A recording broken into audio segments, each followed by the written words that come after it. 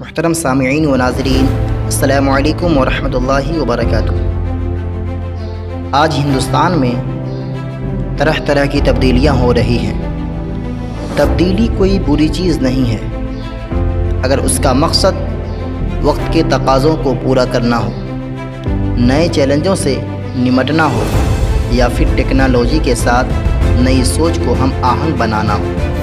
اگر سوچ بدلنے کا مقصد ملک میں اقلیتوں کو ہراساں کرنا ہو، انہیں اپنی کمتری کا احساس دلانا ہو اور انہیں ایک خاص سانچے میں ڈال کر ان پر ایک لیبل چسپاں کر کے ڈرانا یا دھمکانا ہو، تو اس کو بدلاؤ کہنا صحیح نہیں ہے، بلکہ اس کو ایک ایسی پالیسی کے نفاذ سے تعبیر کرنا چاہیے جس کا مقصد اکثریت کی بالادستی اور اقلیت کی پستی قائم کرنا ہے۔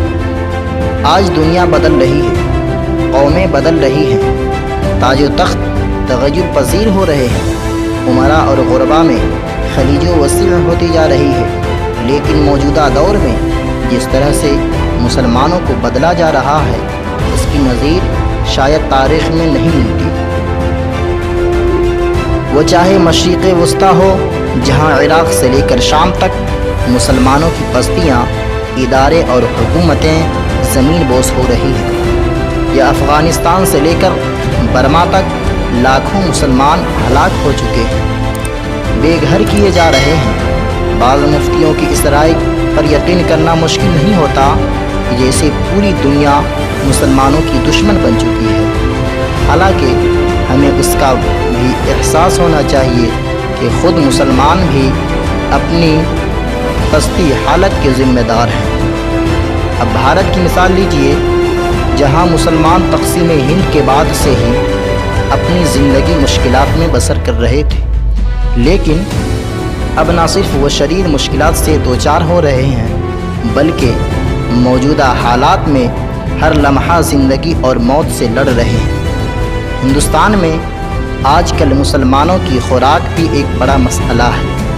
کبھی ان کی پوشاک پر سوال اٹھائے جا رہے ہیں، کبھی ان کی نمازیں نشانہ بن رہی ہیں، تو کبھی ان کے مدرسے عتاب سے گزر رہے ہیں۔ غرض ہر مسلمان غیر یقینی صورتحال سے گزر رہا ہے، جہاں انہیں اپنا مستقبل تاریک نظر آ رہا ہے۔ بھارت میں آباد تقریباً 20 کروڑ مسلمان ہندوتوا کی بڑھتی تحریک سے خود کو انتہائی غیر محفوظ تصور کرنے لگے ہیں، اور آئے دن کے حملوں سے دہشت کا شکار ہو رہے ہیں۔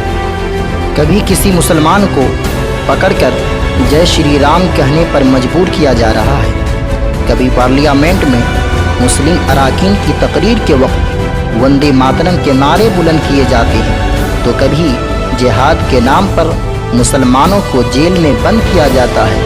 حالات یہ ہونے لگی ہے کہ مسلمان اپنا نام کہنے سے خوف کھا رہے ہیں۔ ملک میں اس جاری لہر سے مسلمان اور دوسری اقلیتیں انتہائی ڈرے ہوئے ہیں۔ ستم ظریفی یہ کہ ان کی نہ کوئی قیادت ہے، نہ کوئی آواز، اور نہ کوئی ملک اف کر رہا ہے۔ ہر کوئی ان سے لا تعلق محسوس کر رہا ہے۔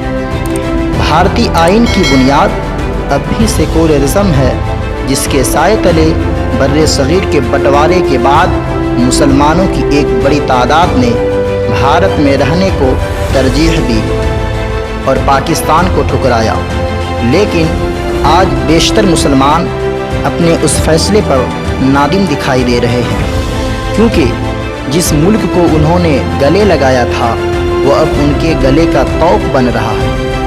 1992 میں پورے ملک میں مسلمانوں کے خلاف حملوں کا سلسلہ شروع ہوا تھا، لیکن اب لگتا ہے کہ اس مہم میں تیزی لا کر مسلمانوں کو ہراساں کرنے کا ایک منظم سلسلہ شروع کیا گیا ہے۔ ان تمام چیزوں کی وجہ یہ ہے کہ ہم لوگوں نے کتاب و سنت پر چلنا چھوڑ دیا ہے، شریعت مصطفیٰ کو اپنانا چھوڑ دیا ہے۔ یہی وجہ ہے کہ ہم ناکام ہو رہے ہیں، ہمارے اوپر ظلم پر ظلم ڈھائے جا رہے ہیں۔